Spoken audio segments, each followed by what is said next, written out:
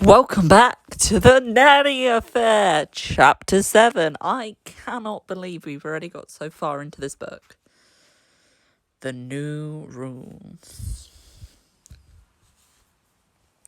The week after the engagement party, you shuffle into the kitchen, bleary-eyed and ready to start cooking breakfast. I need some coffee, stat.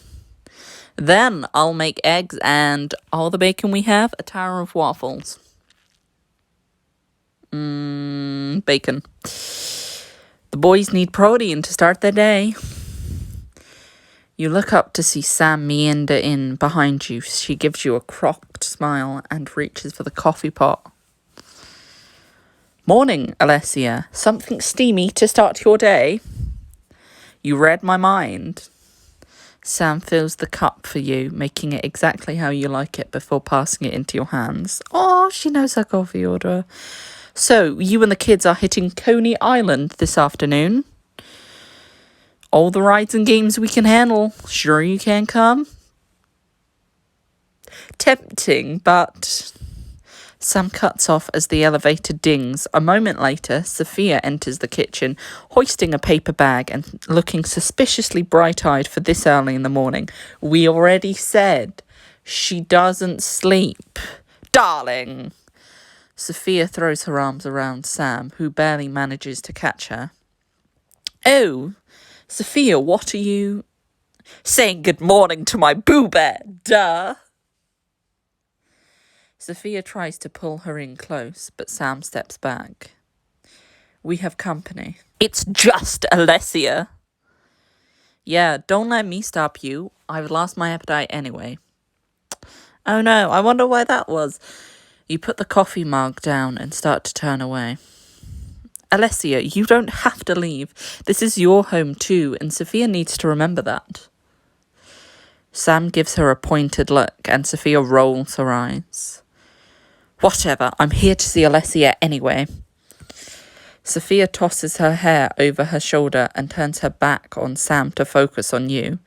Grab me a cup of coffee and let's chat. Sophia, we talked about this. It's not appropriate to ask Alessia to fetch you things. Sophia rolls her eyes but moves to get her own cup of coffee. You try to catch Sam's gaze just as the twins come trundling into the room with mussed hair. Morning, what's for breakfast?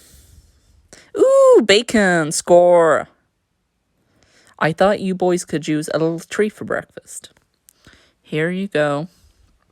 You start to set a plate down of bacon down in front of Mickey, but Sophia snatches it right out of your hand. Hey! Sophia, surely that's not necessary. This kind of unhealthy eating is exactly what I wanted to talk to you about, Alessia. But bacon. Don't worry, Mickey. I grabbed some fresh spinach and mushrooms to put in an egg white omelette for you and your brother. I'm Mason. That's what I said. Sophia takes 2 steps and dumps the plate over the trash can. Sorry, has this bitch not been taught that you respect people's food? I mean, clearly not, because she's rich, but still rude. Sophia? No! Sophia, stay in your lane. That's so wasteful. You just throw out perfectly good food. We can afford it. Yeah, well, some people can't. A lot of people can't. It's a growing epidemic in all parts of the globe. And you're an awful person for not realising that. Food waste is about more than just money, you know. Sam, back me up here. While I don't agree with her methods, maybe Sophia has a point. I see how it is, you... Really? Not you too? Sam, I know you gotta defend your fiancé, but seriously, is this the kind of example you want to set for your children? I can't believe you're... Sophia, Alessia has a point. We don't want the boys to think it's okay to walk into someone else's house and throw away their breakfast, right? I guess. Sorry. But Sophia also has a point. As a family, we can try to eat a little healthier, starting with those egg white omelets. With a grimace, you take the mushrooms and spinach from the paper bag and start chopping. Can we still get cotton candy at Coney Island this afternoon, Mom? Coney Island? That rat-infested germ factory? Absolutely not. Boys your age need to be educated, not entertained. There are plenty of museums you could go to instead. But Mom, you said we could go ages ago. You glance over at Sam, but she's looking at the twins helplessly. Boys, Sophia is a part of this family now, and we have to respect the adjustments that might require. Besides, a museum doesn't have to be boring. You two loved it when Alessia took you to the planetarium, right? That was totally different. Yeah, no one promised we could go to Coney Island first. Poor boys. I wouldn't want Sophia as my stepmom. Alessia, make sure you strain the spinach before you add it to the egg whites. The horror if she didn't strain it.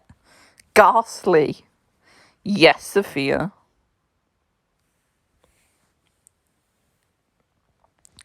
After breakfast, Sam and Sophia head to work, leaving you and the twins to plan or replan your day. Mom is always less fun around Aunt Sophia.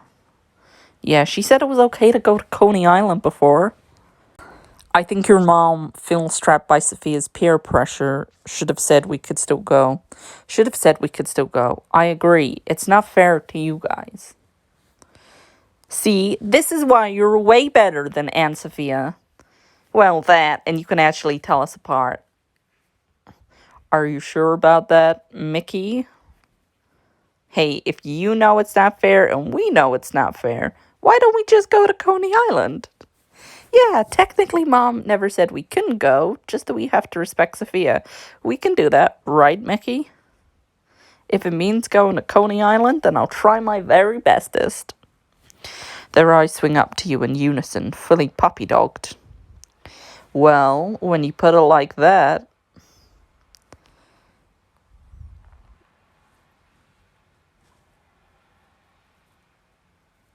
Go to an art gallery instead.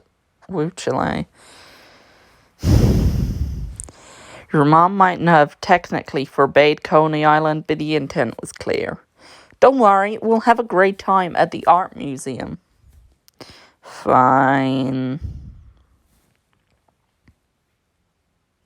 That afternoon, you all but drag the boys to a nearby art gallery. I know it's no Coney Island, but it is indescribable. What does that even mean? I bet Aunt Sophia would love it here. I know this isn't how you wanted to spend your day, but we have to make the best. Hey, check out the sculpture of the naked dude. Ha! Mickey and Mason run toward it when a severe voice cuts through their laughter. No running in the gallery. Miss, control your children. You're the one who's yelling. You grumble as you herd the boys toward an art display they might find a little less funny, a door exhibit of Victorian portraits of nobility. Here we go. Now we can learn something quietly. This is the work of Jean-Auguste Dominique Ingres. He was a pretty cool dude. Was he, though? Sure, he used advanced techniques for his time. He puts highlighting touches on the brow and on the hand of his subject to draw the eye. Boring. It's just a lady on a couch. Not every artist can be interesting as Van Gogh, you know. Yeah, but cutting your ear off might be a good start. Face it, Alessia, today just won't be as fun without the soaring eagle. But we know it's not your fault. I appreciate that, but don't blame your mom either. Oh, we know it's not Mom's fault either. Yeah, she seems as miserable as we are most of the time. Yeah, Sophia sucks. I'm gonna start calling her Sophia from now on. Mickey, it is your right as an American to say whatever you want. It's called the First Amendment in the Constitution, and it gives you the right to say suck Fia as much as you want. You could even chant it in protest. Really? Suck Fia, suck Fia, suck Fia. But the Constitution only protects you from getting in trouble with the government. You can still be punished by your mom or Sophia. Aww. Whatever. I'm still gonna start using this First Amendment thing all the time. You try not to laugh at the look of pure joy in Mickey's face before you continue on. Learning about the government is fun, kids. When you return home, Sam was nowhere to be seen, but you find Sophia lounging on the couch, flipping through a magazine. There are my boys. How was your day? Boring. You would have loved it. Burn. I learned that the word suck Fia is protected by the First Amendment, and I can chant it if I want to. The boys march off to their room, chanting suck Fia together. Sophia rolls her eyes and goes back to the magazine. She speaks to you without looking up. Thank you for listening to my rules, even if you did find a way to teach them to be rude. Sophia, you're welcome. I'm not the one who taught them to be rude. I'm pretty sure they're just mimicking your behavior from this morning. Sophia finally peels her eyes from her magazine. Seriously?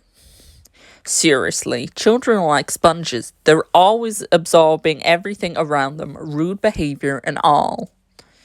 But no one should go to Coney Island. This isn't about me, it's about decency. Right, if you can't go to a theme park and have a good time, I don't really want to spend time with you, and you would definitely not make a good fiance. I'm thinking about having my wedding at Disneyland, so, you know.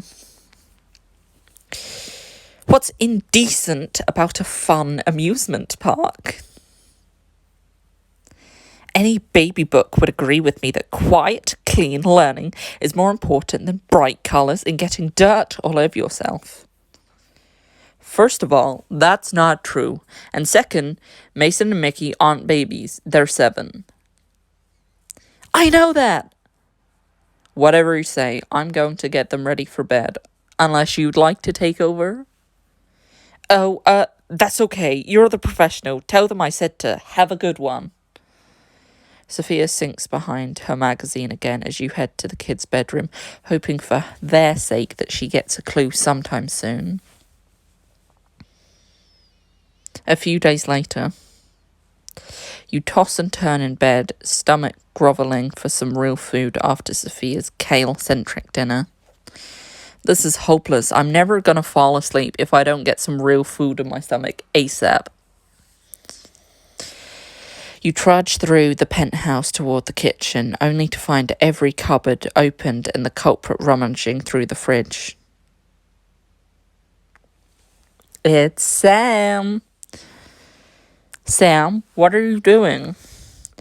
Same as you, I'm guessing. Searching for sustenance. Fair warning, it's every woman for herself out here. Are you threatening to eat me robbing your own kitchen? Sam smirks as she looks you up and down. I wasn't thinking about that, but now that you've mentioned it... Your breath catches at the intensity in her gaze.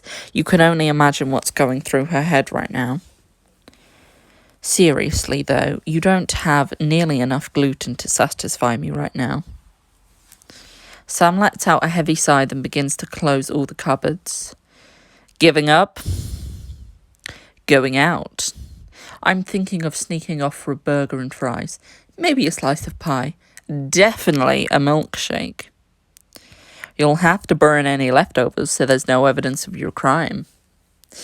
Oh, there won't be any leftovers.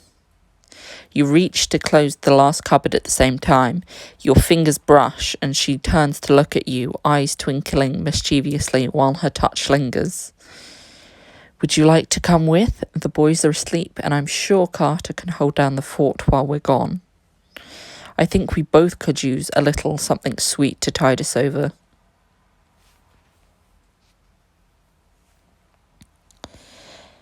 Thanks for the offer, but I don't mind staying with the boys.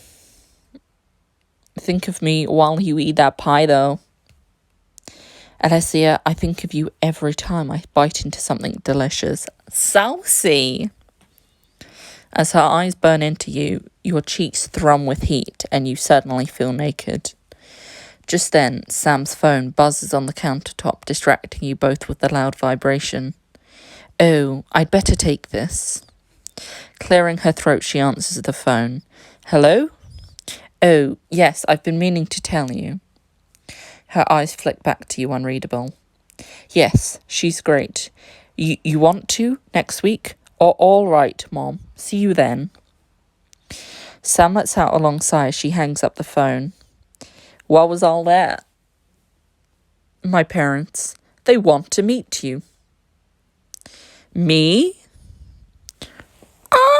Ah, look who's meeting the parents before Sophia. FYI, that's her new nickname from now on. What did you guys think of this? Are you happy to meet Sam's parents? Are you sad? Do you think Alessia and Sam are making a good couple? Sort of. Let me know. Stay frosty, puppies.